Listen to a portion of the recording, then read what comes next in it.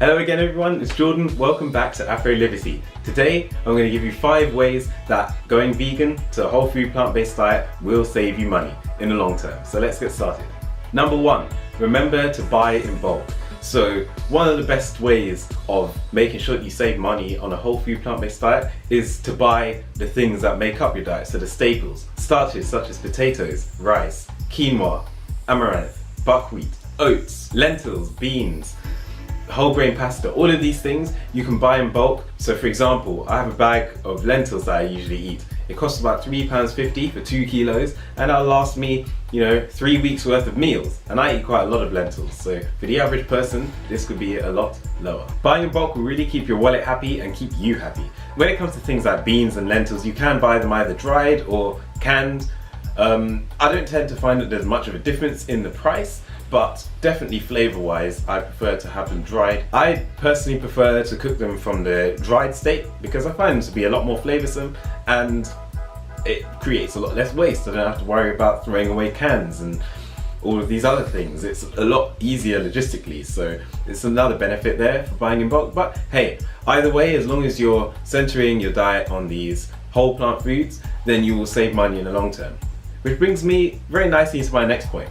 A lot of people think that veganism or living plant-based is expensive, but this is because all they know is either expensive vegan cafes, restaurants, or they'll see meat, dairy alternatives in the shops. And yes, these are quite pricey. I'd argue that sometimes these substitutes are often in a similar price range to the animal ones, but either way, whether they're the same price or they're more expensive, this has often skewed people to believe that you can't be vegan unless you have a lot of money. This is again another argument to avoid centering your diet on the processed foods and the replacements. You want to be going for the whole plant foods. As I mentioned, the starches, your vegetables, your fruit, not things that have been made because you have to pay more for these people to actually produce it for you.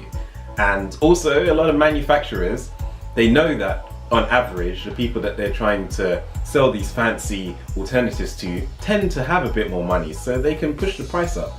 And you also have to remember that for a lot of manufacturers across the world, animal products are actually subsidized. So while a piece of cheese or a glass of milk or a piece of meat will seem a lot cheaper than the vegan substitutes for them, you have to remember that they're only cheaper because either the government or other bigger authorities have given these manufacturers money so that we as the consumers don't have to worry about it. So sure, you can definitely make a vegan diet expensive, you can make any diet expensive, but fundamentally, as I've said, if you focus on whole plant foods, you will be saving a lot of money. And anyway, whole plant foods are much healthier for you. These vegan processed foods, sure, it's great that they don't include any of the animal products, but unfortunately they're still laden with sugar, they're laden with oils, salt, other things that really do wreck your gut health. They don't produce the same health promoting effects as if you were to eat the whole plant foods. And for me, they don't really appeal. I don't want my diet to basically just be what it was before, just without the animals. No, I want it to be a totally new sphere of eating. And I feel like that is what you get from a plant-based diet. It's a whole new world. So there's another benefit, which is not quite related to saving money, but every little helps. Now, following on from buying produce, another thing that you hear from a lot of people is this assertion that you must buy organic produce. Now, while there are benefits to buying organic, fewer artificial pesticides, depending on where you're getting it from, you're more likely to be supporting local farmers. It's not necessary. The best way to buy fruits and vegetables is to buy them in the way that will get you to eat the most of them. So if you are somebody who is on a tighter budget and can't stretch the organic foods, this should not make you feel like you cannot be plant-based. That's not what it's about. In many cases, organic foods do rank higher than conventional, and in other cases, that's just that evidence is not there. So it's not something to be worried about. And in terms of the pesticides, you can actually create a very effective fruit and vegetable wash at home using just table salt.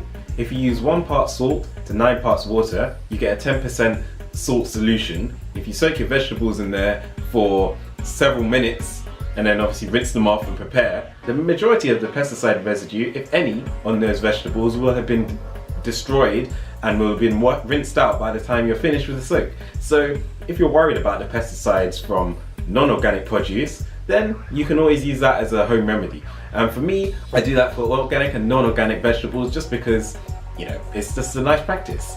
So again, if you can't afford organic, do not let that be a reason to not go vegan. It's not necessary. And following on from that, I'd also recommend you to stay away from the trap that is so-called health food stores. These places do not sell anything that is particularly special or necessary for your diet and your health, and they actually cost you a fortune. If you look at the supplements and these fancy teas and powders that you get from these places, most of them do not meet up to any of the claims that they make about your health. Some of them actually have a detrimental effect. Many of these supplements are basically isolated plant compounds which do not actually work in your body the same way as you would if you ate the whole food. In general, stay away from those stores. And the fifth and final tip is to try to cook more than you eat out. This is a general point regardless of which diet it is you follow. Yeah, eating out at a restaurant, you've got to pay for the waiters, the staff, the actual cooking process, and the fact that the restaurant has to make a profit. You can cut all of that out just by buying the food yourself and preparing it at home. One, you're in control of what you want to eat, which is particularly important if you're following a whole food plant-based regimen. If you go to a restaurant, you're almost inevitably going to have a dish that's loaded with salt, sugar, oils.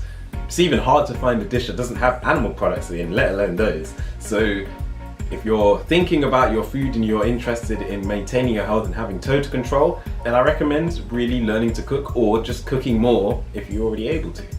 It's a really great skill, it's a life skill that you need, and at the end of the day, if you want to be in control of your health, then you have to be in control of your kitchen. So yes, those are my 5 tips for how you will save money by going on a whole food plant-based diet. I hope that was informative. If you liked the video, make sure you leave me a comment below, share it with your friends and subscribe. And make sure you click the little notification bell so that you know when I next upload. So that's all from me today. Thank you for watching, one love and bless up.